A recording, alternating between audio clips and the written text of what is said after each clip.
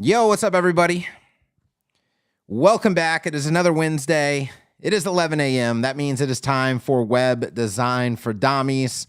One of my favorite places to be every Wednesday is here with you guys. We will do, hey, Justin, what's up? Hey, Ruben.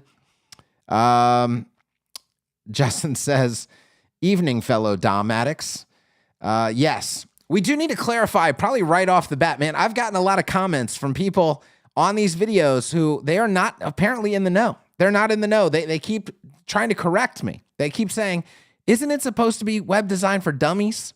Why? You've misspelled it. It's like, come on, we know this is not an oversight, right? If we go back to episode 1, it was explained, right? The DOM is the underlying structure of the web page, right? And we do an inspect and we see the DOM, right? And we care about the DOM. We should care about the DOM. A lot of people don't care about the DOM. We should care about the DOM. And so we have Web Design for Dommies. A Dommie is somebody who cares about the DOM, somebody who cares about clean code, proper HTML5 structure, accessibility, building websites the right way, building scalable, maintainable websites, all the things that we talk about over and over and over again. On top of, obviously, good copy, good design, all of that stuff. We understand, okay? But no, it's not supposed to be Web Design for Dummies. It is correct Web Design for Dommies. So let's just make sure everybody is in the know. We'll put out that statement again. I'm sure we'll just continue to have this problem going forwards into the future, but it's the viewer's responsibility at some point to realize that it is not an oversight. It is not, we haven't just randomly misspelled dummies. So we just kind of talked about what we do here on Web Design for Dommies. I do want to say that this is a unique Wednesday. We just got a release of Bricks, new beta version, and anybody who has been experiencing a little bit of lag inside of Bricks, good thing. The lag appears to be completely gone. So that is fantastic. I'm testing out the new beta version. There's another feature where you can unchain classes inside of Bricks. Bricks like to tack on like these, default Bricks classes to every custom class that you tried to add, and it was never good. It was never a good thing. And so very early on, I submitted a ticket. I think a lot of people submitted tickets saying, hey, I don't know if we need to go this route with the chaining of the classes thing. Bricks finally released a feature where you can unchain classes in Bricks. So your DOM, for those of us who care about the DOM, which is everybody here, is going to be much, much, much cleaner, and there's going to be less targeting issues with your CSS because those chained classes did increase specificity and they created some issues. I know with automatic CSS, like anytime you're working on a framework and you're trying to make things work with one builder versus another builder, there's always challenges to overcome. And that was one of the challenges with Bricks. This chaining of classes made some of our overrides very difficult. And we had to go the extra mile to do a bunch of extra work, basically, to make automatic CSS work seamlessly inside of Bricks. Thankfully, it seems that the chained classes thing is going to go away, and that's going to make everything cleaner, more efficient, easier. It's just a good quality of life issue. Okay, so I've rambled enough to allow some more people to come in and tune in live. What's up, Marcus? What's up, Stratos? Steven is here. We've got Edward. We're doing 2 websites today. I do have the unfortunate fact of a one-to-one. I have a little consulting call at 12:45. So normally I go about 2 hours. We're going to have to cut this one a little bit short, maybe an hour and a half, hour 45 minutes. Some of you will probably like that. But we'll get 2 solid websites in today, I believe. Squinting Yeti is here. Have you been here before, Squinting Yeti? I don't know. I think I would remember that name, but I'm not remembering it right now. We got a lot of familiar faces though. So welcome. Should we just get started? Let's just go ahead. Mateo's here. We should just go ahead and hop right into it. So let's share the screen, which is currently blanked. Let's bring this over, and then let me check our stream and see, just make sure that we are, okay, good. So we've got rippedbyrene.com, rippedbyrene.com, and this appears to be, it's a Linktree style page, but I think when you click these, it's going to expand in. I saw this website inside of, it was either the Inner Circle or Automatic CSS Community, one or the other. I saw it submitted a while back. So I had been through it once before early on, but I haven't seen it lately. I don't know if there's been any updates or anything like that, but it was just submitted recently for Web Design for Dommies critique. So we are going to go ahead and go through it. So the first thing we're going to just check out here is if this is a Linktree style page, right? Something you would, if you're not familiar with that, it would basically be a format that if this person gets most of their traffic, visitors, eyeballs, attention, whatever, from Instagram or from TikTok or some other social media platform where, let's say, 95% of visitors are going to be like on a mobile device, and you want to show them the most important things right off the bat. So they click the link in your bio on these platforms. This is what you would take them to. So instead of a normal fully done website, you take them to a very, very simple thing where they can get on the newsletter, they can follow, they can, click the two main products, I guess, which is one-on-one or semi-personal training, and then the summer body loading product, which looks like a 45-day online challenge. Okay, so let's go ahead and get to clicking. So we're going to get to this first one. And now you see it kind of expands more into a fully done website, but it's still it's just basically a landing page. Almost like a squeeze page. Like it's not even it's not a really long landing page. It's just a kind of a squeeze page. Like give them the facts, make them want to do it, and then give them a way to participate, okay? So because it's not a very long page, we'll take a look at the UI real quick, the UX real quick. I want to focus very heavily on copy because copy is going to be the make or break thing for sites and pages like this, right? You're really trying to get somebody to take a specific action. So the copy is going to be very, very important for that. So we're just going to start in the hero up here. I do like the hero image. I'm not sure about it's a full image, right? So this is a photography on like a white background or like a very light gray background. And this appears to just be the full image that's like, positioned cover. And you're seeing a little bit of an issue with it, right? So let me go ahead and hit inspect. So on most devices, this is going to look fine. So the problem I'm seeing, let's see if that, well, you kind of lose it on that device right there. So it's not perfect at every breakpoint. But the main issue I was seeing is that on a large screen, the text is actually overflowing. It's like colliding with the background image, and we're losing part of this text right here. And this is just a common problem with, hero images like this.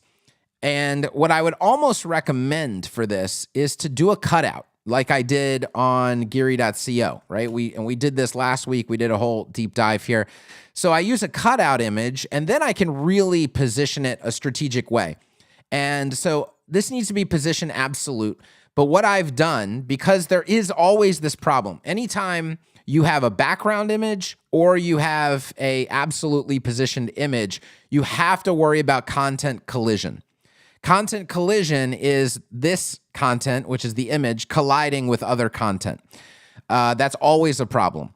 And so what I did on Geary.co to really make sure that this never happens is, and this goes back to variables. How important are variables? How important are locally scoped variables? I'll just do a quick explanation of this, okay? This absolutely positioned image does not know anything about the content around it, doesn't care about the content around it, can't influence the content around it. So it's very easy for this content to collide with this content. So what I did is I needed a way to inform this image of what's happening around it. And if you can give this image that's absolutely positioned, you can give it more data about what's happening around it, it can avoid collisions. And so what I did is I created a variable for the width of this content right here. So if I always know the width of this content and my image can know the width of this content, what I can then do, imagine positioning this image left 0. So it's right here inside this container. So it is from the left 0, it would be stuck to the edge of this container right here. Then I can say, okay, from the left, we're going to go the width of the content plus a little more. So now this image is aware of the width of this content. It has that value. So we can always be away from this content equal to the width of the content plus whatever gap that I want to have right here. And it can never collide. It can never collide because its left positioning is always at least the content width plus some more, right? So you can avoid collisions that way. And that's probably what I would recommend doing here because there's no information in the background. You can recreate, and this shadow is very distracting right here. This shadow is completely not needed. So 100%, I would cut her out. I would put a variable to define the width of this content right here, and I would position her left content width plus some more, and she'll never collide with this content right here. And then you'll also be able to better keep her on the screen. See, she's already trying to go off to the side, like way over there. If you did content width plus some, she'd still be right here. She'd always basically be attached to that content without ever colliding with that content. It's like the perfect way to position an image like that. So that's what I would recommend you maybe look into versus this current hero format that you've got going on here. All right, let's look at the content, the copy. Get a tailored training program by Renee. I know that everybody's fitness journey is unique, and that's why offer. Okay, so let me first of all, okay. Oh, see, the I was hidden. That's why I offer both personal and semi-personal training options to meet the specific needs and goals of each of our clients. All right, let's talk headline. Get a tailored training program by Renee. This is, I would grade this a B. It's not a C, a D, and it could be a lot worse. Let's just say that. It could easily be a lot worse. You're telling people what they're going to get. The reason it's a B instead of an A is because you're telling them that they're going to get a training program, and my guess is that's not really what they want. They don't really want to train. They want some sort of result, right? So the headline ideally would speak to the result that people actually want, not specifically what they're going to get. Because, I want a six-pack, but I don't want a training program. I know a training program is required to get there, but I don't really want that, right? So, it's a B, right, instead of an A. So it could be worse, but it also could be better. All right, so I like the lead paragraph, though. I know that everyone's fitness journey is unique, so that's a really good thing to hit on. That's why I offer both personal and semi-personal training options. So it's right off the bat, it's letting me know that I could do a one-on-one type thing, or I could do semi-personal training that meets the specific needs and goals of each of our clients. The only thing here is talking about our clients in like an abstract versus talking to me. Like I'm the one on the page. I'm the one that you're really supposed to be talking to. So I would say, semi-personal training options to meet your specific needs and goals. Now it feels like, oh, you're talking to me. Oh, that's cool. Because I'm not a client yet, right? So it's just more personal that way. So just a slight tweak there. Again, this is like it's not an A, but it's a B. It's not worse. It could be a lot worse. We've all seen a lot worse on the web design for Dommies series. Okay, let's look at the call to action right away. Start training. This kind of speaks to the same thing of a B versus an A, right? It's like training. God, you better really want some training. Really what people want, again, is the results. And so this can be like start, and then you fill in your path to X result. That would probably be a little bit stronger here. Because again, especially if I'm on the fence, if I'm wary of doing training, because in the beginning, when you're out of shape, you're overweight, you haven't been training, you're not looking forward to the training. That's not the part you're looking forward to. You need it, but that's not the part you're looking forward to. And you might not quite be ready to start. There's always that thing in the back of somebody's mind where they're like, I'll start next month, next quarter, next year. Right? And then New Year's comes around and then they're all super hyped. But when we get into March and April and May, all of the New Year's resolutions have dropped off by that point. And people come to this page and now they don't have that intrinsic motivation of January 1st. Actually, that's probably extrinsic motivation of January 1st.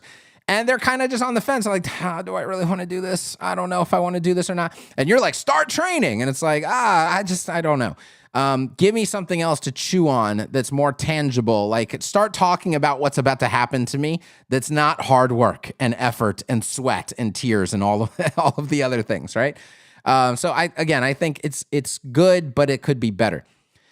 I like the I'll respond in under 24 hours thing. I've said this many times before. Whenever you have somebody fill out a form, you better tell them what's going to happen next, because there's so many forms where it's like, if you don't tell me what's going to happen next, I'm just going to think in the back of my mind, well, this may go off and get lost in an inbox somewhere. I might miss the reply. I don't know how long a reply is going to take. There's just a lot of unanswered questions, and you never want unanswered questions regarding your call to action.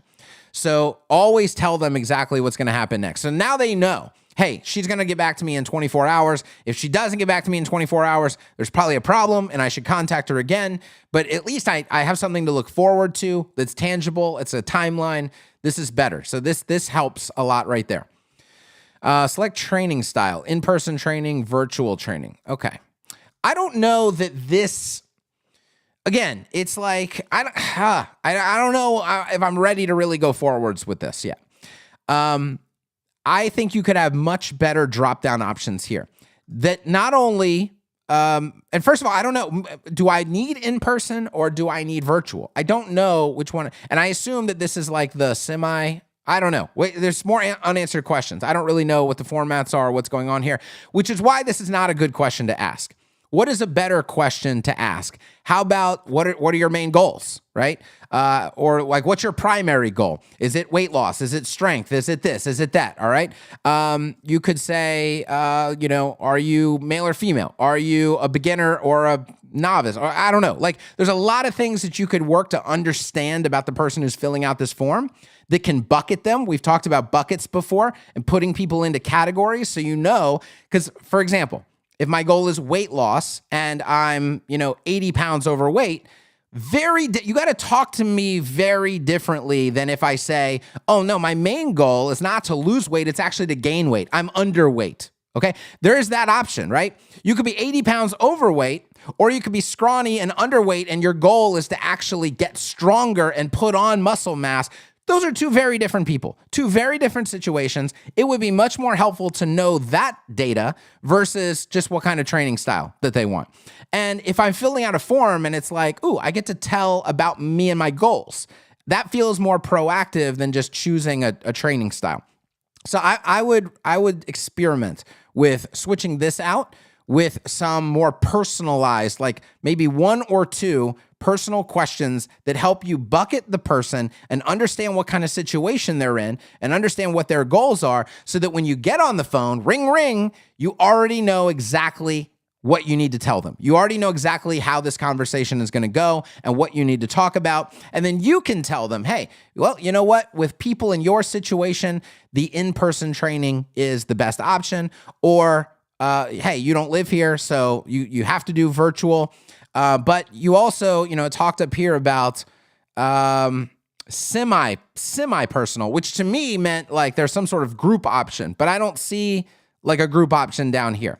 So again, that's where a little bit of the confusion is coming from. But again, I don't even think this question is necessary. I would ask them something about their situation so that I can bucket them better. And also, by the way, send them follow-up emails related to their situation. That is all a possibility. So think about this just a little bit more. Again, it's a B situation, not an A situation, but it could be an F. It's not an F. It's not a D. It could be a lot worse. Offering easy to follow training with large results. Okay. We've talked about this before, right? Wasted headline opportunities.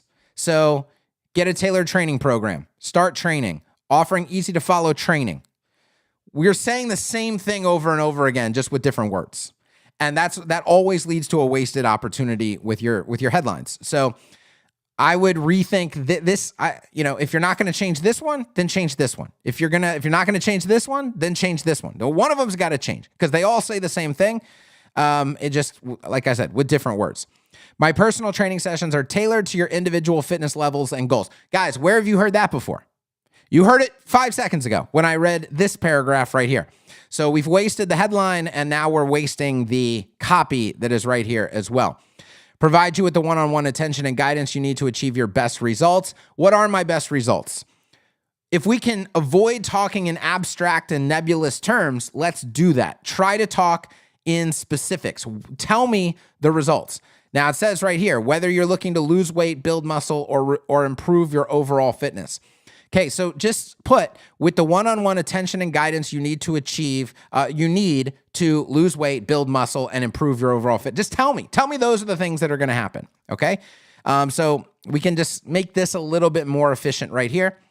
As a certified personal trainer, we got a little grammar error here. As a certified personal trainer, that's supposed to be a comma, I will create a customized training program that is tailored to your specific needs and goals. Gosh, man, you must really want to tailor this to my individual needs and goals because you've told me that like 4 times now.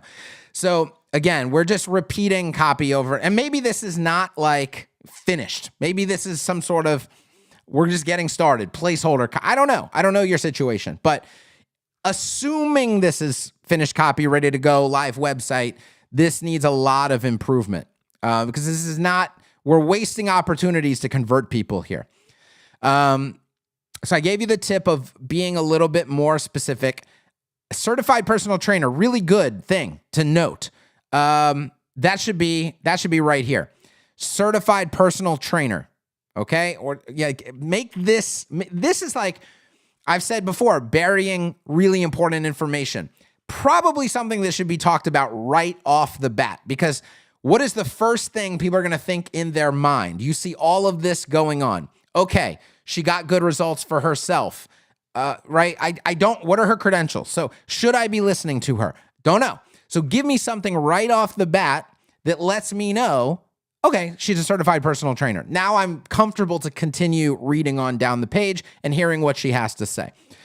So that is something where you've buried important information, and it's not buried deep. It's right here in the first section outside of the hero, but you're assuming that people are going to scroll.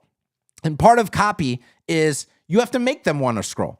The whole point of, let's just reiterate it again. The whole point of this line is to get them to read this line. And the whole point of this line is to get them to read this line. And the whole point of this line is to get them to read this line. If you've buried important information, you've missed an opportunity to influence their reading of the next line. And anybody that looks at bounce rate on a website understands, hey, every percentage point we can lower that bounce rate is probably a good thing to do. Taking important information and not burying it even just a little bit is probably going to influence that bounce rate. So let's go down. In-person training, get hands support with face-to-face training. I think that's supposed to say hands-on support. In-person training offers a number of benefits that simply can't be replicated by online or virtual training programs. Okay, and then we have virtual training. Flexibly train from, I don't think that's a word, from any location and achieve that new body. Okay, virtual fitness training is a convenient and flexible way to achieve your fitness goals without the need to go to a gym or physical location. With virtual training, you can work out with me from the comfort of your own home or wherever you prefer. Okay, so you're putting in the 2 types here. You've got good visuals. We can talk about the overall UI here. I like this curve effect gives a very good flow to the page. It kind of really entices the visitor to want to continue down the page. So that's good from a design standpoint. I like the curved effects here continuing out through these visuals. And then at the bottom here, we have client results. So we've got some befores and afters. And we've got I think this is a really strong call to action footer. What I would probably do differently here is just make this a little bit bigger. So I think having all this be bolder, larger headline, larger text here, maybe a little padding so that the tops of the image, bottom of the image is not actually touching the content here. You do have like a little fade out, white blur thing going on back there to help read the content, which is cool. But I just think this strip could be, it's almost like, feels like a divider on the page, but it's not a divider. It's the very last element. So I just think it could be bigger, more in your face, more bold, more eye catching. That also is going to let people see these images a little bit bigger. So just think about that maybe a little bit. And then we have all of these links are anchor links going back to our form up top. So that's fine. Why is the button blue here? Is there a reason this is blue when all of these are orange? Is there a reason that this one is filled and this is an outline? And then we're back to filled again here.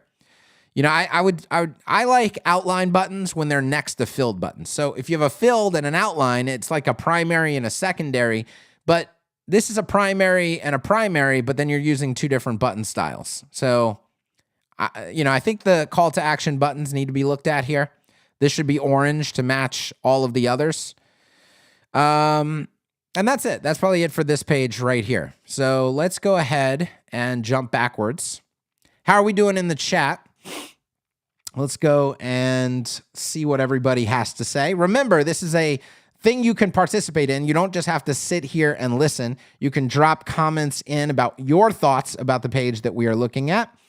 Let's go up, up, up, up, up. Okay. All right. Let's see. All right. It looks like Tyree is here. I believe he is the creator of the website.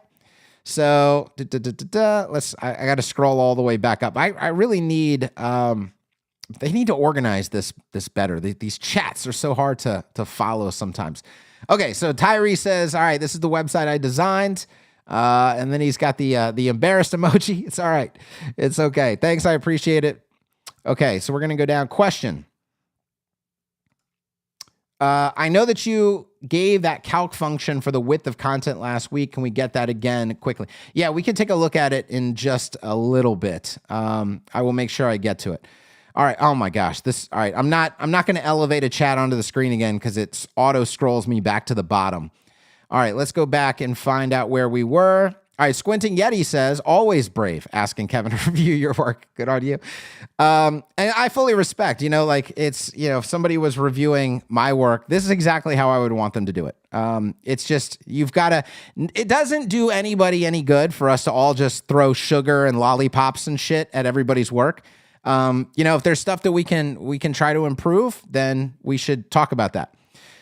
Let's see, between 477 and 510 on width, forms placed on top of the text. Okay. I'm seeing a mix of I, me, and then confusingly our. Yeah. So Ian Forrest comment says this mix of I, me, and our. You really want to choose one and stick to it. There are times where you want to talk about like our clients, our work, our this. There are some cases where you want to talk about that. But it is a little confusing when you switch from like you to our and then, I and then me and then there's just a lot going on there, right? So if you can make your content have a specific audience, like just decide at the beginning, I am going to talk to the person visiting the page. And I'm not going to talk about our, we, all of that. I'm going to talk to the person visiting the page and just do that. That can be really concise. It makes everything easier to understand. All right. That makes sense. Talking to the result in the headline. I used ChatGPT for the lead to see if it was any good. Typos, yes. Okay. Ruben says, I'm depressed. I'm watching this while eating donuts and pig in the blankets. Yes. Yeah, you got to sign up, Ruben. Go ahead and fill out the form right now, my man. Get to training. All right. We're talking about the calcs again. The form is generating strong leads for her so far because of her Instagram. Yeah, I have no doubt. Let's talk about that for a second. So, because clients, this will happen with your clients, okay? You will say, I noticed A, B, C, D, E, F, G, H, and I improvements that we can make to this website. And what I always say to clients is, I would like to test these changes. I don't say, I know these are going to work better, so I want to implement them. And then they're just going to stay that way going forwards, especially if the client has any sort of pushback whatsoever. But a pushback that you will hear often is, well, it's already converting really well. And I think what people forget a lot of times. Let me go back to this page.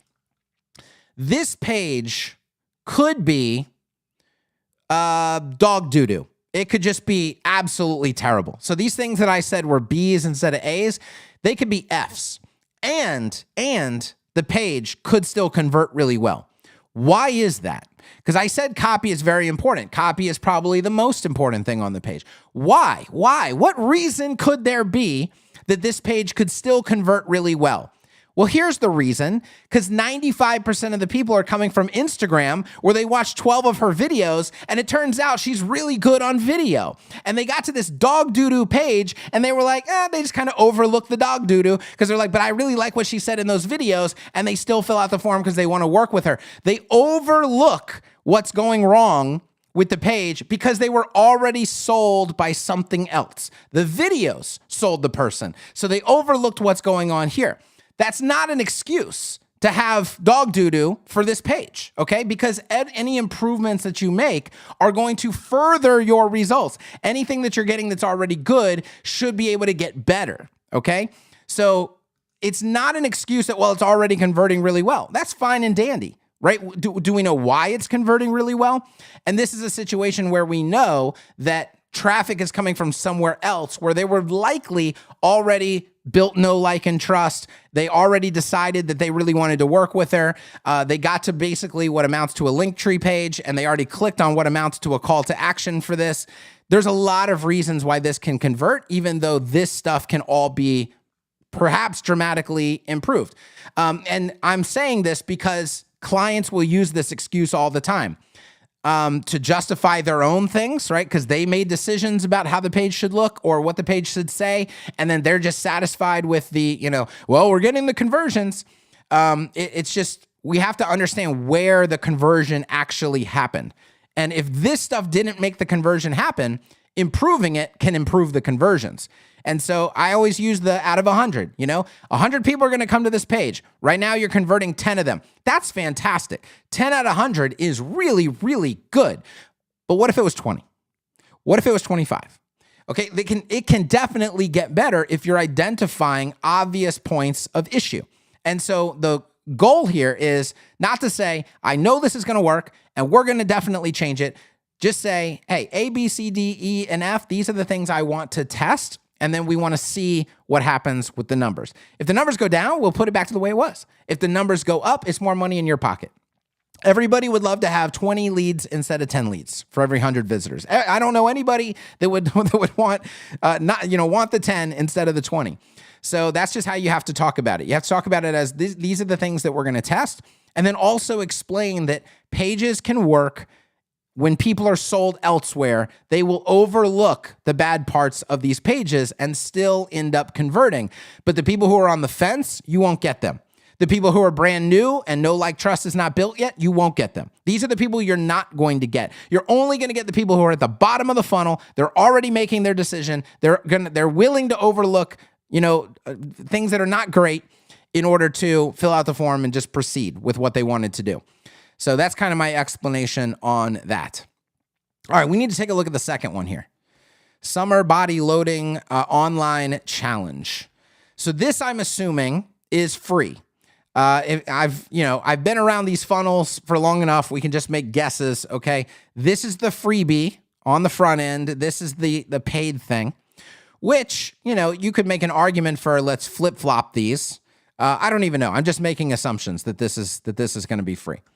So let's read. Ready to get that summer body. Fitness can be hard to stick to, even if it feels like you're in it alone. For the next 45 days, join thousands of women like yourself. It's your turn to feel strong and confident. Start now. Okay.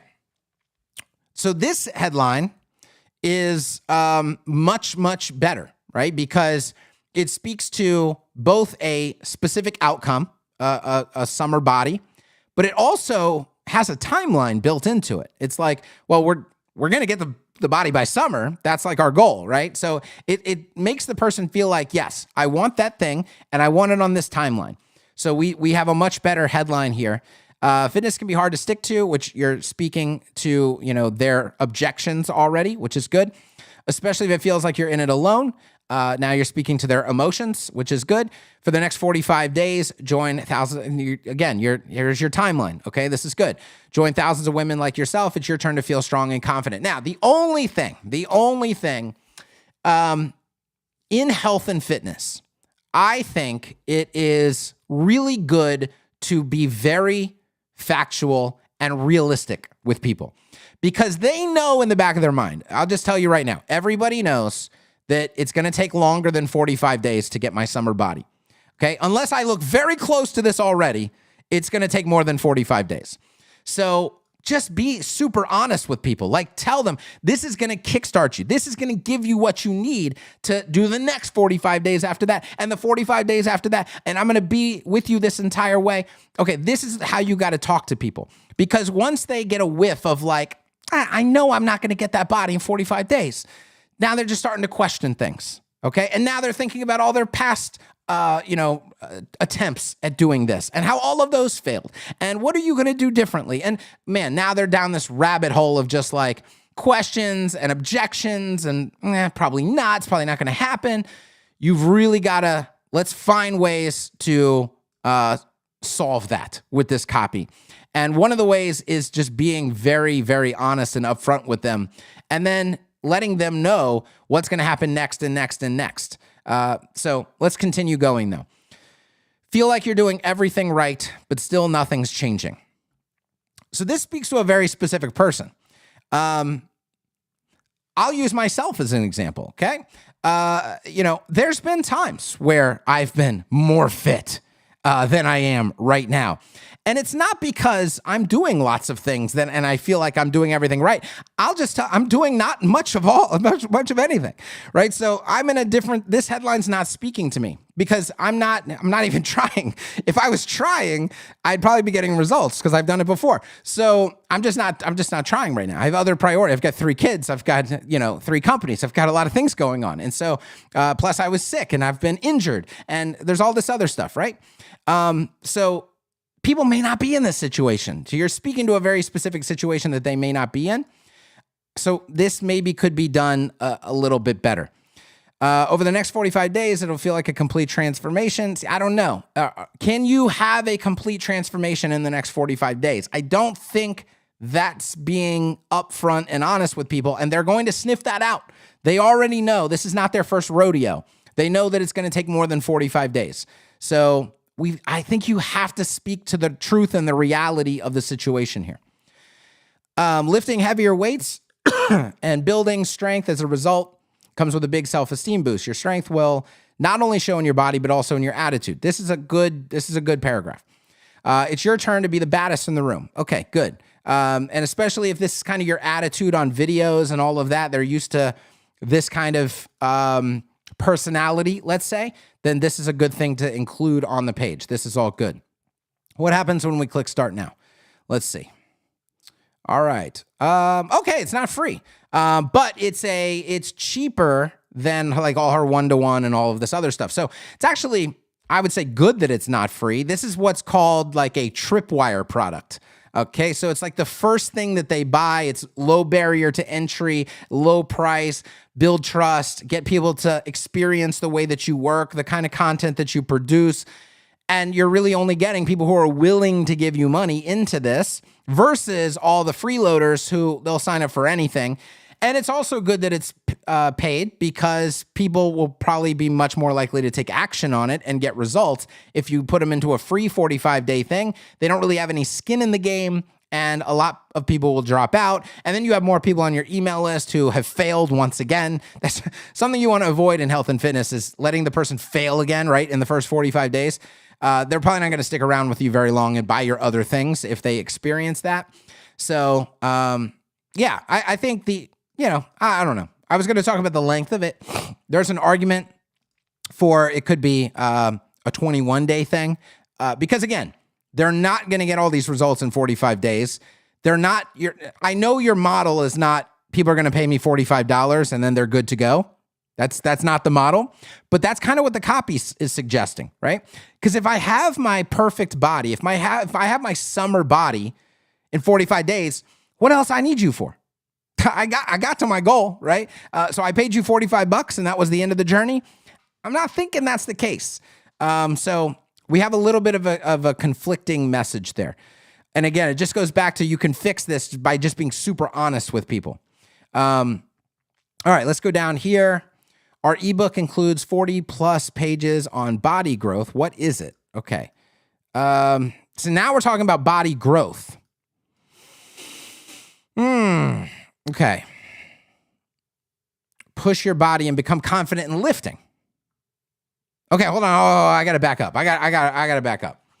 We're getting very specific, and none of this specificity was up top, okay? All right. Fitness can be hard to stick to, especially if you feel like you're, okay, for the next 45 days, there are 1,000 women like yourself, it's confident and strong. So I think most people assume that this is going to have to do with weight loss and then probably, fitness like toning and whatever. And granted, I have not watched any of her videos. I don't know what she talks about in her videos. I don't know what kind of content maybe it's all lifting content. I don't know. That would probably give people more context. I'm just coming here I'm completely green. I'm completely new to everything that's going on this website. So can I make sense of it? And if I can't make sense of it, then there's some improvements that need to be made. I'm thinking about weight loss because I think that's what most people would be thinking about. But this is clearly talking now about body growth. Here, it's talking about confidence in lifting. But none of this stuff was really talked about. Now we need to talk about this stuff up top to make this very, very clear of what's going on here. So we can improve it in that method. Home and gym programs, meal plans, accountability, community, ebook. It's a 45-day guide to help you reach your goals, including meals, home workouts, gym workouts included. Okay. I wouldn't say home and gym programs, though. It's like, say workouts. Switch this programs with workouts. Meal plans, got it. Accountability, weekly emails providing additional support and tips. Okay. This is not accountability is my problem. Accountability to me is like there's somebody to hold you accountable. Weekly emails is not going to hold someone accountable. So you probably need to rethink this bullet point right here. And again, I'm analyzing the copy, but which visitors are not really going to do. But here's what visitors do. When they're reading the copy, kind of like red flags or almost like disconnects go off in their mind where they're like, I know I need more than emails for accountability. They're going to get that feeling. That idea is going to pop into their head. The same way, I know 45 days is not going to get me my summer body. It's February. It's probably going to take me from February all the way to summer to get my summer body. It's not going to happen in the first 45 days. The person knows this. It's a disconnect when they read. You're basically telling them 45 days is going to feel like a complete transformation. It's really not. I already know that. So there's a disconnect happening. And anytime there's these disconnects, you're going to have trouble with your conversions. Not saying you won't get any, right? I'm never saying out of 100, you're going to get 0. You might get 5. Okay. 5 is still good, by the way. I want you to have 15 though. So this is the difference between 5 and 15 are the things that I'm talking about. All right. So we're going to go down. Take the first step in building a stronger mind and body, ready to take your health and wellness into your own hands. Get ready. We'll help you transform a busy lifestyle into an opportunity for self-care. Okay, so you're talking about a lot of different things in these paragraphs. Strength train, meal plan. Okay. I like this divider here. But see, the thing here too is lose weight, right? It's like if you're doing a lot of fitness, like heavy lifting type fitness, and we already talked about lifting, there's a chance that you could be at the same weight, but still look tremendously better. And so you didn't lose weight. There was no weight loss. You could talk about fat loss. Right? Fat loss may be better to talk about than weight loss when you're also talking about lifting and toning and all of this other stuff. Okay. So maybe just be a little bit more careful with the words. I like this call out right here. So now you're giving a little bit of a glimpse into the program, which I think is helpful, or like, what they're going to see and experience. So that's a little bit better of a visual here. And now you have Let's click on this. Oh, okay. All right. I didn't even realize that. You could just click on it and then see this. I'm not sure. I'm not even sure that's necessary anymore. Let me refresh the page here. Okay. Yeah, I don't know. All right, it's cute. Whatever. It's fine. I still want that to be bigger though. I want to see that in more detail. Okay. All right, I think we've done enough here. Should we look at the DOM? Should we show me your DOM? Should we go into that? Let's look at the chat just for a minute here. See what people are saying. And then we're going to switch in. We're going to look at the DOM on this, and then we are going to, we may actually look at some accessibility stuff right here. I'm going to open maybe Polypain, and we're going to see if we can look at some contrast ratios. I'm curious about what's going on right here with this white on light. Let's see what that says. Okay. Chat. Where did you go? Here we go. I would remove the background of the phone image. Yes, correct. Cutout. Use a cutout here. It's going to look much more sleek, modern, etc. So that is a good call with Ruben. On mobile, the results area is just displayed below. Yeah. So there's no overlay. Okay, cool. Let's see. All right. Okay, nice. What cart system is being used there? They're using WooCommerce. That's funny. The majority of my clients do a 21-day challenge. Yeah, I mean, because, the reason for 21 over 45 is people are more likely to succeed at 21 than 45. $45, I get it. That's where the 45 comes from, right? It's $45 because it's 45 days, so it's $1 a day. Okay, yada, yada, yada. So the thing is keeping somebody engaged and actually on track for 45 days is not easy. And if you're just doing it with automated emails, you're probably losing a lot of, even though they paid $45, because $45 is not a big investment. So they have skin in the game, but they don't have a lot of skin in the game. So I think a lot of people do 7-day challenges, 14-day challenges, because it's almost speaking to baby steps. It's like Dave Ramsey's baby step system, right? So what is the first baby step? The first baby step is not build $1 million of wealth. Okay, that's like, getting the whole summer body is like that step. The first baby step is just $1,000 emergency fund. So it's like, do whatever you need to do as fast as you can possibly get there to get $1,000 in the bank. And then people do that and they're like, God, I feel so accomplished. I've never had $1,000 in the bank. I now have much more security in my life. God, Dave, tell me what the next step is. I'm so ready for that next step. That's the feeling that you want people to get with these like Tripwire products, is just get them an accomplishment. Get them a good accomplishment where that now they can say, now what do we do? Coach, help me out. Coach, what do we do next? And they're fired up and they're ready to go. And then it's, okay, now we do the one-on-one coaching thing. Now you're serious. You made it through step 1. Congratulations. You are a good candidate for one-to-one coaching now. And then we move them on into the next phase. Okay, that's kind of the idea. So I may argue that 45 days here is too long. There's going to be too much drop off. There's not enough personal interaction to keep them engaged for that amount of time. Now, I'm just making assumptions. Obviously, your client, whatever, you have data, I'm sure, on this. How many people are starting versus how many people are finishing? And look at that data and make data-based decisions. But I'm just saying, it's something you may want to take a look at. All right. The text white below the heading is maybe too low in resolution. Okay, I love the banner on this page. Okay. Okay, let's go up here. Let's open this in. Somebody asked me about this before. They wanted to see some Polypain in action. Let's bring this over here for a second. Okay, this is the second screen that you guys can't see. Just hang on. All right, here we go. It's loading up. All right, this is Polypain. If you haven't seen Polypain before, let me put this in this full screen block right here. All right, I don't need the release notes. Thank you.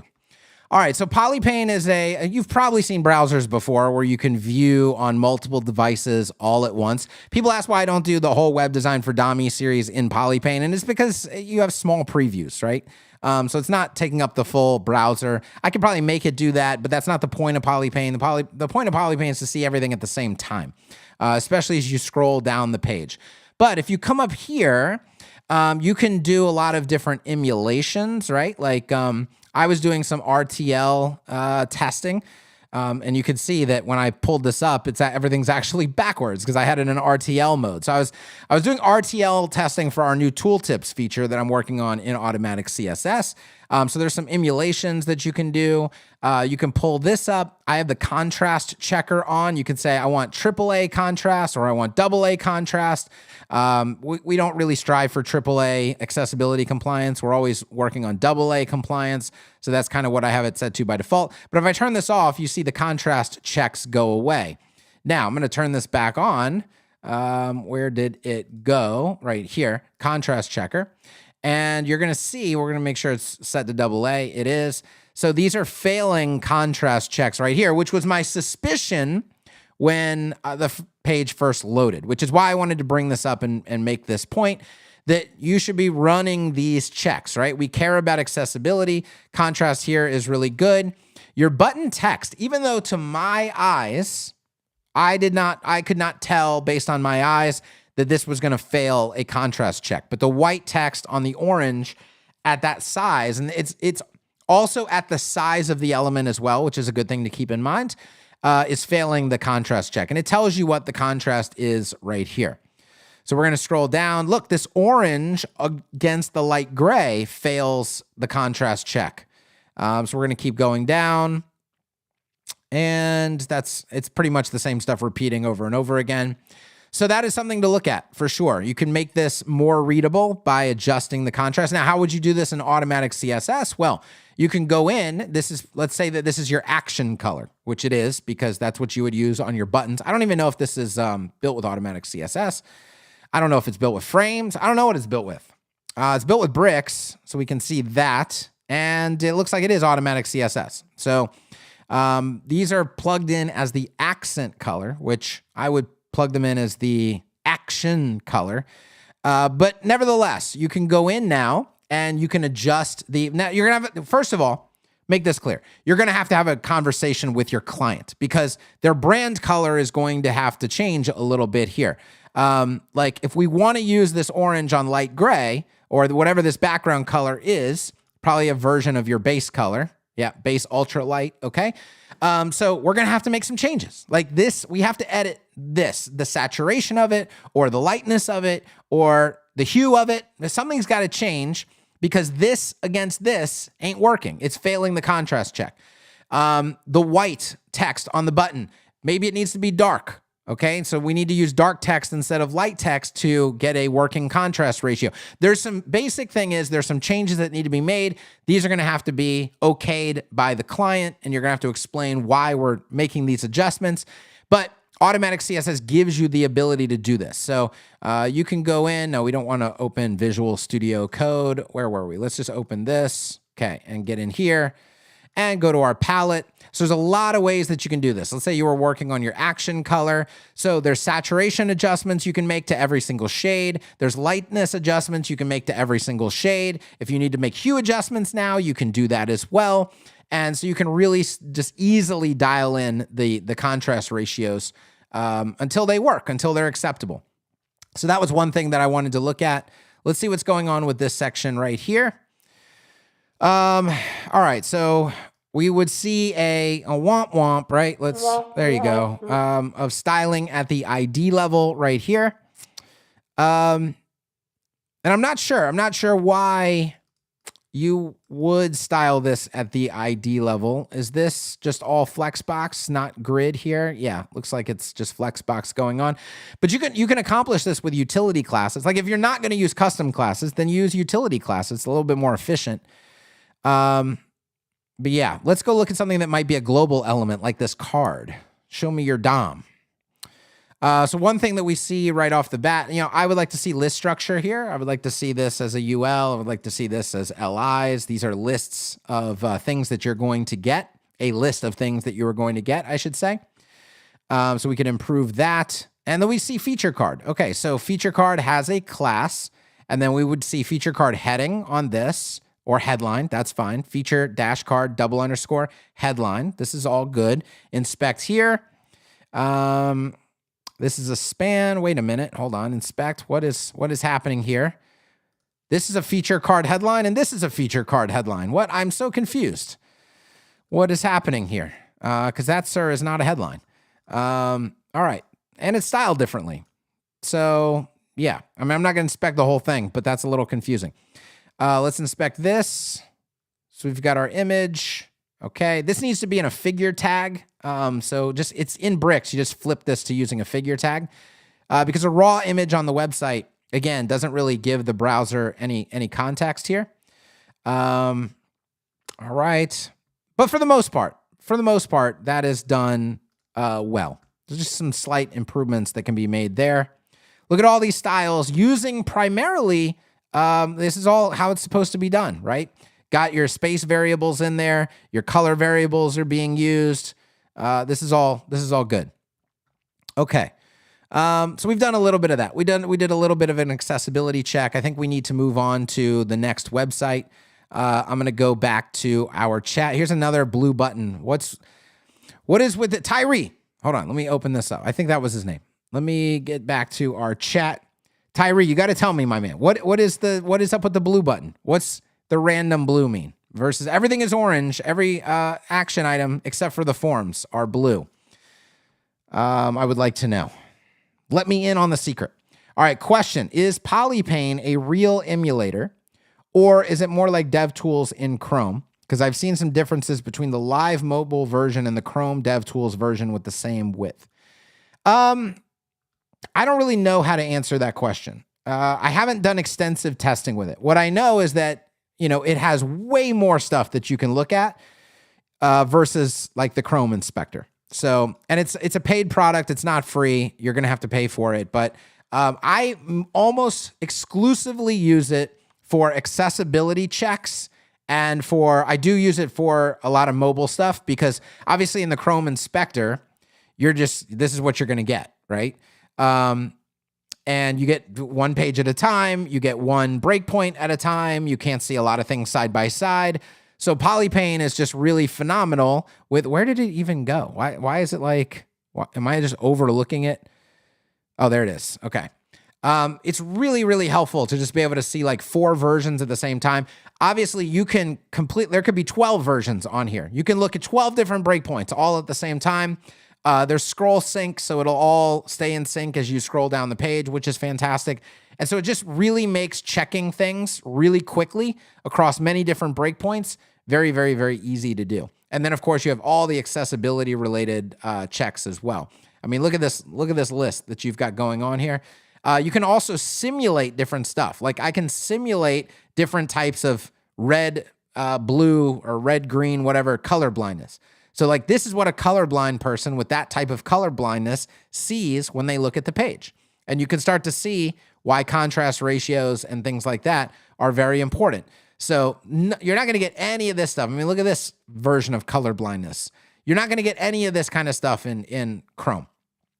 So really, really, critical. All right, I'm going to turn that off. All right. Tyree says, dang, I got hit with the womp womp.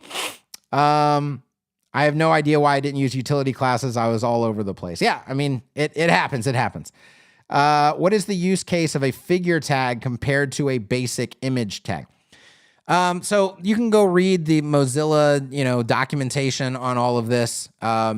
It's rather technical, but the image tag basically has no context. The figure tag gives an image tag context, and really, it kind of says in the documentation, at least the last time I read it, that you don't just want to use raw image tags. You want to wrap them in a figure or a picture or, one of these other contextual tags. This goes back to semantic HTML. The image tag has no semantic meaning. A figure tag has semantic meaning. A picture tag has semantic meaning. Okay, so we're just trying to add in this additional semantic context. Let me go back to, I wish this window would just stay up. Tyree says, I don't know. I just like the blue. I actually thought having constant orange for accent and action would kill the CTA. Complementary opposite colors, aqua blue and orange. I guess he wants a different type of form CTA to stand out against all the other buttons. Yeah, I mean, I don't know. I just usually don't. I just usually see like I see it be super consistent. So again, something maybe to test. Okay, let's move on to the next. Overall, I think it's absolutely fantastic. You know, hired to do a website for this personal trainer. I think this scores very, very high. So overall, I think it's an absolutely fantastic job. So the things that we are really harping on, you could say we're nitpicking. I mean, it's at this point, some people would see it as nitpicking. Some people would see it as, like I see it as, I don't want 10 out of 100. I want 15 out of 100. And that's what we have to do to get from 10 out of 100 to 15 out of 100. We have to nitpick, okay? So we've seen sites on here that are dog doo-doo, basically. This is not one of them. This is a fantastic website. So all the things that we're talking about in this whole hour that we've probably gone now is trying to get from 5 out of 100 to 10 out of 100 or 10 out of 100 to 15 out of, I don't know what the numbers are, but we're just trying to squeeze more juice out of the fruit, okay? That's all we're doing. Let me close this. Let me bring in the next one. All right, let's put this here. Okay, we've got digital starter pack. So I've said before, I like to do non-agency sites, and then we'll do maximum one agency website per web design for Dommies episode. This is our one. This is our one agency site. And this will probably be the last one because I got to jump off to do a consulting call at 12:45. All right. Let's not scroll around. Let's just look at what we've got on the page. What are we presented with? Here's what I don't like right off the bat. I don't like the you. Oh, sorry, I forgot one. The you. 4 U's on screens. I get what you're going at. Like it's like a your website here kind of thing. But I don't. It's not. I want to see real work. Show me if you're going to show me something. Show me real work. I don't like all of the colors. We've got lots of, and I'm not saying I don't like this green or whatever. But check this out. Brand colors are obviously right here. You've got orange, green, gray, light gray. They're in the logo, right? The icon right here. Okay. Why is this black? Why is there white? Okay, so I'm not seeing, I want to see these colors. We got to make better use of color. We can say it like that. This green kind of blends with this green right here. And there's just a lot going on. The buttons are white, but then look, when I hover, now suddenly they have a black border. And they turn the same color as the background, basically. So use of color could be dramatically improved here. Let's take a look at what we're working with. Are we automatic CSS? Are we frames? All right, we see that we're bricks. Let me get out of mobile mode here. I'm looking for, okay. Oh, there we go. So FR Hero Charlie. All right, so we're frames. So we're frames and automatic CSS. All right. So let's continue down. Actually, no, let's look at our header up here. So we've got a button that says say hello. And we can just immediately, we know that this is going to fail accessibility checks right off the bat. So we can just go ahead and load this up here. And where is did I turn it off? Debug contrast checker. Everything across the board is failing for the most part. So none of this stuff has enough contrast. The only thing it does is this black headline right here. You can see this white on this green color is basically at 1. It's like almost as low as it can possibly go. So there's going to be a lot of accessibility, again, use of color. There's going to be a lot of use of color work that needs to happen on this website to improve what's going on here. All right, let's minimize Polypain for just a second. Let's look at copy because we can't scroll around yet. Let's look at copy. Making your business look the business. Okay, is this being translated? I don't know. It's not. This is English. Okay, making your business look the business. No, I'm not a fan of this right off the bat because this is something where I think it makes really good sense in your head, and it makes almost no sense in my head. It's time to make your website work for you. how. This is, again, where we're talking very nebulous instead of giving somebody something specific to chew on. We are the WordPress web design team you've been looking for. And so there's kind of three disjointed messages going on here. Make your business look the business. That's one. It's time to make your business or your website work for you. That doesn't build on this. It's just kind of a standalone statement. And then this is another standalone statement right here. The lead paragraph, what I call the lead text, L-E-D-E, spelled L-E. That's another thing, right? We got web design for Dommies. People are like, you misspelled it. It's web design for dumb. No, I didn't misspell it. Then it's lead, L-E-D-E. You misspelled lead. No, I didn't misspell lead. Like, L-E-D-E is a journalist term. And it's a very specific journalist term. And so the lead paragraph is designed to support the headline. So somebody reads the headline, you now expand on that with the lead paragraph, and they both work together. In this instance, this is a completely separate idea from this. So the general content right here needs to be improved. Call to action, start your project, view our process, okay? Those are fine, I guess, for right now. But everything else in this section needs to be rewritten. The image needs to be redone because you're not giving anybody there's no value in this graphic right here. It's basically just taking up space. And it's honestly, it's looking a little bit amateur because it's like, if you had really good work to show them, why wouldn't you show them that work here? I mean, go to any other major, and I'm not even talking agency websites, just product service websites. They demonstrate the service or the product. They don't have a graphical placeholder that's like, imagine what could be here. That's kind of what you're asking the person to do. Imagine what your website might look like. Why? Why do I have to imagine? Just show me websites that you've done, and then I can get a really good idea. And then I don't have to imagine. All right, let's scroll down a little bit. Okay. So this is an example of like, I've talked about all creativity is not valuable, right? So we try things, we test things. Some things work, some things don't work. The big U in the background is one of those things that doesn't work here. Why does it not work here? Because it's just a gigantic distraction. And once again, it's blending with copy, so it's colliding. We have a visual element that's colliding with important elements. And so you have to ask yourself the question, yes, this is creative, okay? We've got creativity. We have something that maybe we don't see on all websites. People talk about those things often as if they're inherently valuable. But the real question is this you back here that is, in a fixed position providing value to this section? And I think objectively, we can all say it's actually taking away value. We would be better off if it weren't here, because then we could read this copy a lot easier. And we could focus better on this copy. It wouldn't be distracting us away. Is this element back here the most important thing? Or is this copy the most important thing? What do we want people to focus on? This you demands attention. Like, your brain cannot ignore that thing back there. But that takes away attention from this right here, which I assume is the most important part of this section. So it's all about you.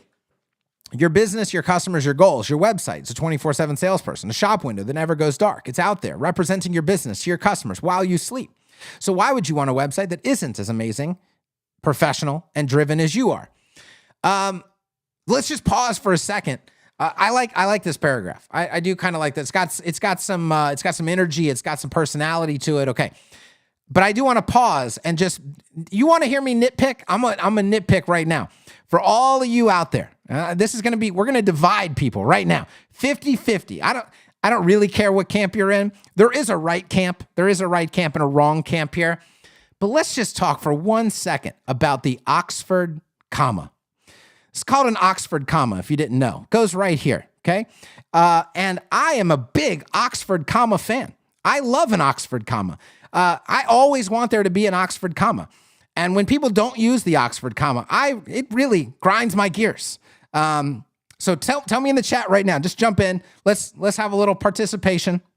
Are you in the Oxford comma camp, or are you in the non-Oxford comma camp? Let me know all right, we're going to keep moving on. Just wanted to throw that. Just wanted to create a little bit of division. There's not enough division in this world. Now you get to decide if you're in the Oxford comma camp or the non-Oxford comma camp. How woke are you with the Oxford comma? That's what I want to know. All right, let's go down and look at the next section. Ooh, this is a new frame. This is a brand new frame that we've put in like in the last week or two. And I'm liking this to see the use of it right here. So this is good. So yeah, if you like these off-screen sliders, this is now available to you in frames, drag and drop basically, to get this effect. All right, we're gonna go down. Here's the thing I'll say: your headings need more pop and they need more wow. There's not enough transition between just like there's not enough color contrast. There's not enough weight contrast, size contrast between your text. Your headings and your body text are kind of blending together a bit. I'm also not a huge fan of this font. I don't like, this is probably just personal preference. I'm not a fan of the like bubbly, kind of, I would just describe it as bubbly, like bubbly fonts, because they don't feel as serious to me. It feels playful. It's on the scale of great typography and Comic Sans. This is a little more toward the Comic Sans side, these bubbly fonts. So I tend to avoid them. But check this out. We've got,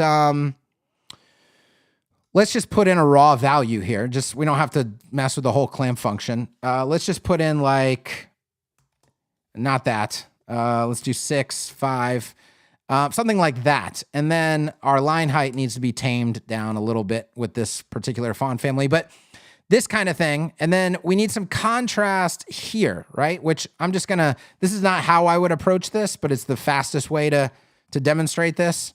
Do is to drop the opacity down just a little bit. Wow, not 7.7. Okay. Which you have to start you have to be careful with your contrast ratios and all of that. But now there's like clear distinction between what is a heading and what is text. And then you got to do something different with this accent heading, because your accent heading is styled pretty much exactly like your main body text. And it's kind of just weird. It's like there's a paragraph and then a heading and then a paragraph. I need visually to know that this is an accent heading. And so you have to style this differently. Whether that means, like here's just a perfect example of how you would do this. So we will do text transform and we'll do uppercase, and then we'll do font size, and then we can just steal a variable here of text S, and then which your text S probably needs to be overridden a little bit, make it just a tiny bit bigger. Font weight maybe 800, and then we will do let's just drop the opacity because that's the fastest way to do this. And then we'll do letter spacing 0.025 m, maybe 3.5, 4.5, 5.5, I don't know, somewhere in there. Okay, anyway. I'm just trying to make changes to where it's like, obviously, this is not just another paragraph of text. It's some sort of styled accent heading. Then you have your main heading. Then you have your body text. Now we have some visual hierarchy to work with versus like a paragraph before your heading and then another paragraph. Just feels a little bit random and hard to understand what's going on. Okay. And now, I'm trained. My mind is trained that when I see text in this format, this style, I know it's just accent. It's like an accent heading. It's giving me like maybe slightly additional context to what's going on here. And the reason I use accent headings, by the way, and you'll see accent headings inside of frames, is, again, content opportunities. These things give you more opportunities to get the message across. Sometimes you want to be very specific. And sometimes you want to be more like emotional, right? So maybe we have a specific factual thing where it says testimonials, okay? Let's imagine that this said testimonials. So just so there's no confusion, testimonials right there. So it's like to the visitor, it's like, oh, I see immediately what's going on here is testimonials. And then I have a heading that can talk about testimonials in more abstract terms, like that more connecting with emotion, right? So this accent heading gives you the opportunity to do both things, where if you only had one of these, you have to choose one. Which one do you want to be? Do you want to be super specific, or do you want to be more, hitting people in the feels? You got to make a decision. Well, if you add an accent heading, you could just do both. We can be very specific, and then we can hit people in the feels with the second headline. So I use them a lot. All right, let's go down and see our options here. So once again, use of color, I think, well, right here, I would put these buttons side by side. I'm not a big fan of the stacked buttons thing. But I'm seeing, green and then orange. These are brand colors. Gray, brand color. Though this is going to fail in all this is going to fail probably accessibility checks. Where did this yellow come from? It's right here too. I wonder if that's like a complementary color to one of these. I don't know, but I'm not a color theory expert, but I'm not thinking the different colors work here. Yeah, I don't know. What do you guys think? Let me know what do you guys think about the use of color in these boxes here. And then I'm also not sold on white being a good call to action text. And then read more, I've always said. First of all, it fails accessibility. Let's do this. We just demonstrate this. There we go. Voiceover on Chrome. WordPress web design specialist. Hold on. Google Chrome. Kevin. Window. We'll get the audio Link. working. Skip to main content. Link. Skip to main content. Link. Skip to footer. Visited. Link. Image. Digital starter pack. Voiceover off. Hold on, that's too loud. Let me, which one is this? Which slider are we working with on the mixer? Okay, let's try this again. Voiceover on Chrome. Okay. WordPress web design specialist. Link. Link. First Zone. Link. Read more about the First Zone Hotel. Link. Quadrant. Link. Net. Link. Read more. Link. Read more. Link. Read more. Link. Read more. Link. Read more. You guys see this? Link. Read more. Link. Read more. Link. Say hello. Link. See our services. Okay. You are currently on a link. To click this link, press Control Option Space. So that button gave me context. See our services. This button, I can get it. All right. Say hello. They probably mean it's like contact me, whatever. Link. But Say check hello. this out. Link. Read more. Link. Read more. You are currently on a link. To click this link, press Control Option Space. Where am I going to go? What am I going to read more of? I have no idea. Now I go to the next one. Link. Read more. You are currently on a link. To click this link, press Control Option Space. Voiceover off. So someone using a screen reader is 100% lost. No idea what's going on. They have no idea what content they're on. They don't know anything about anything. So that's why you can't put more than one link in a clickable element, and then you can't, which that's not the problem here, but it is a common problem that I see over and over again. But this is a problem we will see over and over and over and over again in these types of cards, where we will put a link with zero context whatsoever.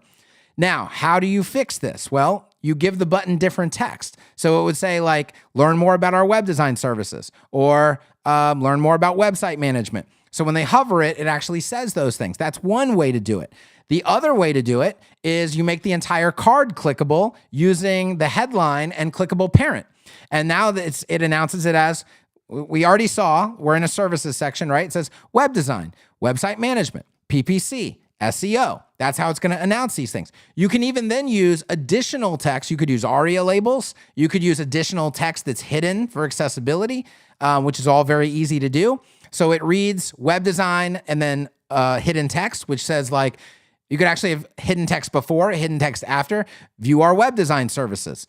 Learn about website management. You can do a lot of different ways. The point here is this way is completely unacceptable in the world of accessibility. So definitely want to be fixing that there. All right. We need to talk about this right here, what's on our screen. But I'm going to go to chat real quick and just see what people are saying. First of all, we got to get back to the Oxford comma situation. Okay, I want to see now. Oxford for show. Oxford comma camp.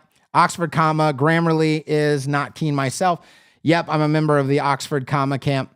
Mixed opinions, but tend to favor it. Oxford comma is funny for me because it's completely wrong in my language. No, you're Sylvia. It's not wrong in your language is wrong. That's all that's going on here. I'm just joking. Okay. I'm in the Oxford Oxford period camp. Yes. Why? Yes.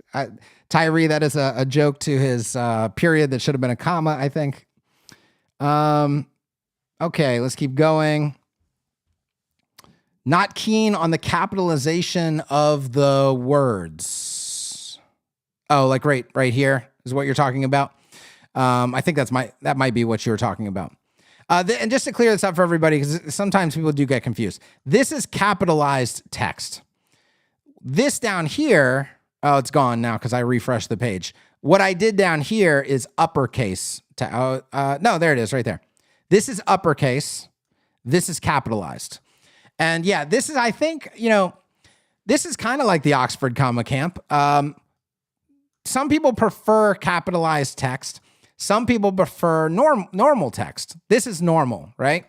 So not every word is capitalized. And I tend to not care either way. I've built sites with capitalized text. I built sites with normal text. What I will say is you're not supposed to mix them. So for example, not capitalized. Come down here, capitalized. Kind of. The logo is here and it's not. And then we come down here, capitalized, not capitalized. Don't mix and match. Don't just pick one, be in that camp for that website. And yeah, there you go. Okay. Oxford comma is grammatically incorrect yet optional. See, it's not though. It's definitely not. And also when you read it, I don't even remember where the Oxford comma was. But when you read it, it makes sense as a list of items. And the reason the Oxford comma is because you can join things with and. And so if you don't use an Oxford comma, the reader doesn't know if you're joining two things or if it's a separate last item. That's why the Oxford comma exists. And that's why it is factually, objectively correct. Because if you don't have it, it can lead to confusion. So we shouldn't have it. All right, so let's see. Let's see. What else are people saying? I'm very pro Oxford comma. It's the difference between helping. I cannot read that statement. I'm going to put it up on the screen. Yeah. Okay. If there was any indication that the Oxford comma is objectively correct, just read the comment on the screen and you will understand 100%. It is objective reality. The Oxford comma is correct usage. Okay. All right. We don't need to have any more discussion on that. We're now approaching getting canceled and all these other things. Okay. Where did my chat go? At least we're having fun. That's why we're all here. We're all here to have fun. Okay. Oh, there's a lot of good Oxford comma discussion going on. Okay. I wanted some stuff on the colors. What you guys were supposed to tell me about the colors here. Okay. All right, let's pull up. I wanted to show here too in Polypain. Oh, it's already pulled up. Let's scroll down. I'm also not a fan, by the way, of using the logo in the text. So I would, and plus it's failing accessibility when you do that. Like all your text is passing, but the minute you use your colors here, it's failing. But it's just not necessary to have that. Okay, here's the example. So all of these cards are failing the contrast check. This one is succeeding. The yellow with the gray text, that's succeeding. Everything, this light text failing. So there's a lot of stuff here for contrast ratios to go over. Let's talk about this big section. Because I already off the bat know. My brain has already identified this section and said does not compute. It's just too much. It's a wall of figure this out. Get ready to figure this out.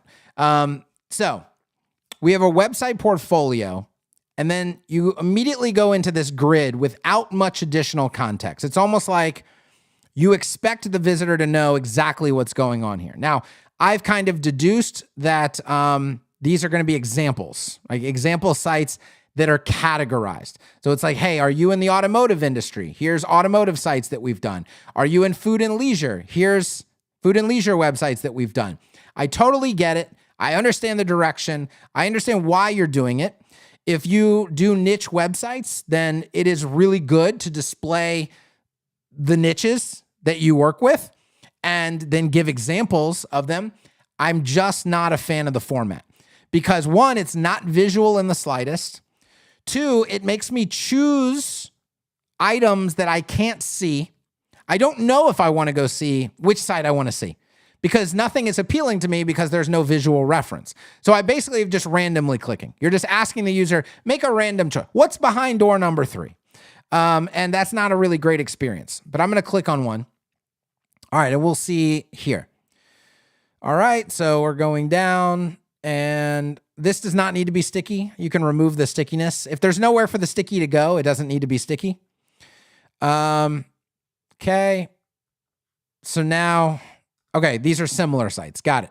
Now we have a visual format of some sort where at least I can say, ooh, that one looks interesting, and then I can click on it, and then I can go to it. So I would take a much, much more visual approach to what's going on right here. Anytime somebody needs to see the thing, don't just describe it with text and have them guess and click and all of that. So we just need to rethink this. I get it. You've got the slider going on right here, which gives me an opportunity, but obviously that's not categorized. And it's also a little bit distracting. You're presenting your portfolio in 2 different formats. One is a visual, which I would expect to see, but the other is just like pure text, categorize all of that. You have an opportunity here. Let's just talk about the opportunity to come up with a really cool way to both categorize your work and present it visually. That's the challenge you have to solve, all right? I don't, off the top of my head, know exactly how I would approach that. Now, I mean, kind of I do. I don't know if it would work for that, but like, you go to geary.co, you go to tools, okay? So these are all the tools categorized, and they're visual because you can see the logo. And it's just you scroll down the page and you interact with the different categories. Like it's very easy and it's visual. You could easily do something like that for your work. So this would say like, hey, here's the websites that we did in automotive, and there's a little screenshot and they're just cards, and then they scroll down and now they're into the next category, and they're having much more of an experience on the page versus, oh God, there's a giant table of information. And what's going on over here? I can't even, by the way, see that those are buttons. The faint background on them, I'm not even like, I don't have problems with contrast ratio, and I can't even see that they have a very, very, very light background color. Until you hover, then you actually see that they are buttons. So there's kind of just a lot going on here that's just feels very data-y. It's like I'm looking at a table of data, and I don't want to do that. I don't want to look at a table of data. I want to just see images. All right. This paragraph is too big. Anytime you have a paragraph like this, break this stuff up. You can say all you want to say. That's perfectly fine, okay? It's just, it's just a wall of text, right? I don't even think I can just line break that. But that should probably be like 3 different paragraphs, 4 different paragraphs. And then it begs the question, can we just sum this up, right? Can we be more efficient with the number of words that we're using here? My guess is probably so. All right, you've got a nice, why is this button gray? Right? Every other button is green. Green. Well, gray is your secondary color for buttons, which I don't think is I don't know, whatever. It's fine. Definitely don't use your secondary on like your main thing that you want people to fill out though. This should be eye-catching like green button going on here. All right, we can look at what have we not touched on today? We didn't get to any blogging type stuff. We didn't get to any SEO type stuff today. Maybe we can fit some of that in real quick. There's no blog on this site though to fit this in. Let's look up here at accessibility at these icons. I'm really intrigued by these. I can already tell probably going to be a problem here. But let's go ahead and see what happens. Voiceover on link. Visited link. Behold our recent work link. View our link. Start your project. Link. Link. Visited. Link. Visited. Link. Banner. You are currently on a link. To click this link, press Control Option Space. Link. You are currently on a link. To click this link, press Control Link. All right, You so are you guys, currently on a link. Voiceover off. you guys see the problem, right? So there's zero, like none whatsoever. It's just like, hey, bro, you're on a link. Do you want to click it? Like, I don't know. I wish you could tell me more about it. So these need hidden text, right? So you come in here and let's see, here's our A wrapper, right? No, we don't want to add an attribute. Oh gosh. Where's my add element? I don't like it when it's in the side panel too. Can I just hit enter? Dash. I can't do it. Okay. Anyway, you would put a text element in here that says, and I don't know, is WhatsApp like let's do it for the phone number. So you would actually take this phone number right here and you would put it in as text, and then you would make that text hidden. And then you would also say, it would say, call us at, and you need first of all, you just have an icon and a link. Okay. You've got to have a label in there of some sort, or you could add an ARIA label to this for sure. But the way that I like to approach it, because again, people ask why ARIA label versus text, or why text versus ARIA label. A hidden text can be translated and an ARIA label can't be translated, at least not yet. So if you use hidden text, you have the translatability. So that's just the default that I go for. Plus, hidden text is very, very easy to do, especially with automatic CSS. You have the class hidden accessible. So you put a label in here that says, call us at, and then the phone number, and then you hide the call us at part. Well, actually, you hide all of it if you just want the icon to be there. But you make that hidden accessible, and now it just simply announces it as call us at, and then it can read the phone number out. And then everybody is good. All is well in the world. So just what I would say with this website right here, we're going to close this up because there's no blog to look at for much of SEO. Three major things. One is the colors, the use of color. So the use of color has to be rethought out. This is where a really good designer can come in and just say, all right, here's your 3 brand colors. Here's exactly how we're going to work with them. Here are going to be the rules for the website using these colors. That would be number 1. Number 2 is the copy. So we've talked about very disjointed copy, getting all that copy to work together to be very concise. Number 3 is all the accessibility stuff. So got a lot of accessibility work. Now, the use of color will help some of your accessibility, like with the contrast ratios and all of that. But there's some general, like we talked about these buttons, we talked about these links up here. There's a lot of accessibility improvements that could be made to this website. Getting rid of the distracting elements like the big U and the backgrounds. So a lot to, this presentation of content right here. So a lot that can be improved here. And this is the kind of stuff that is dramatically going to take. This is out of 100 visitors, if we're getting 1, you can easily get to 5. You can easily get to 10. And that makes a huge difference to your business. And so this is the kind of work that you want to do. This is the kind of feedback that you want to be getting, because what you've got going on right now is kind of a 1 out of 100 visitor kind of type of conversion, if that, right? We need to get to 2. We need to get to 3. Then we can talk about getting to 5. All right. And so moving on up from there. But hope you guys found this valuable. Let's jump into the comments and see what everybody is saying. By the way, we need more submissions. Okay. Go into not the comments of this video, the description of this video below. Click the link, submit a website for review next week or the following week or whatever. And if you can, we have a lot of sites that have to be translated. So if you have English websites that don't have to be translated, those are preferable, because we really can't do copy is big. I really like to look at copy. And we can't, when it's translated copy, it's always like, okay, was it translated properly? I don't know. Is that the intention of what they wanted to say? I don't know. Let's get some more English websites submitted. So if you have those, I'm encouraging you. Okay. All right. Please, someone explain the joke about, I can't explain the joke to you. Colors should be better. Pastels aren't very energetic or action-inducing. Can Okay, let's see. Yeah, I don't know. I wasn't saying that exact example of what you wrote with the Oxford comma. It's an example I've heard before that I forgot about. And there is a really good sentence along those lines that demonstrates why the Oxford comma is important. I would, but I get, yeah, okay. Grammarly gives examples solely for listing and before the last and for clarity. That's the Oxford comma. People seem to be mistaking it for using regular commas, which is not the same. Okay. The face Kevin makes when accessibility is incorrect. Yeah, I don't know.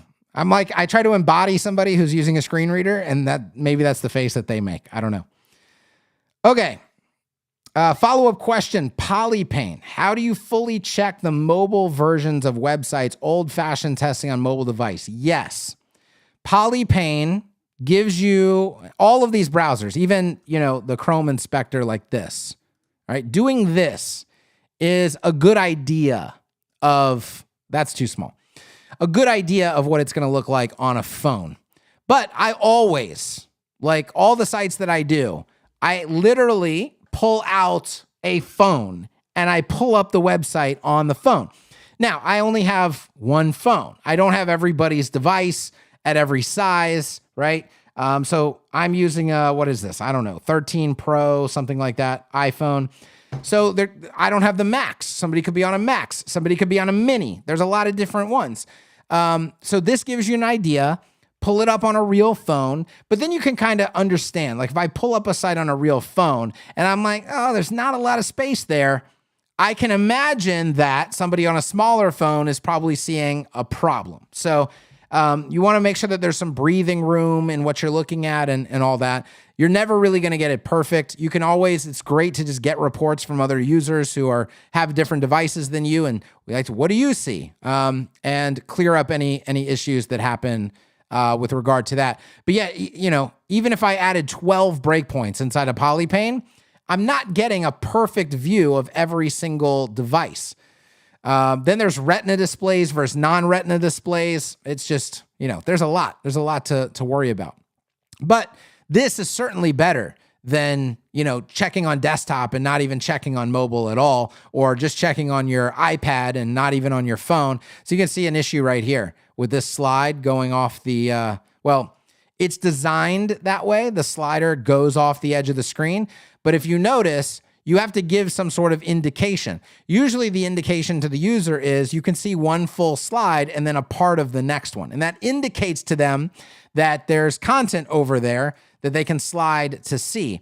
But this just looks broken because your one full slide is cut off. Down here, you can see one full slide and then arrows. So this is correct how this should be. This is broken right here.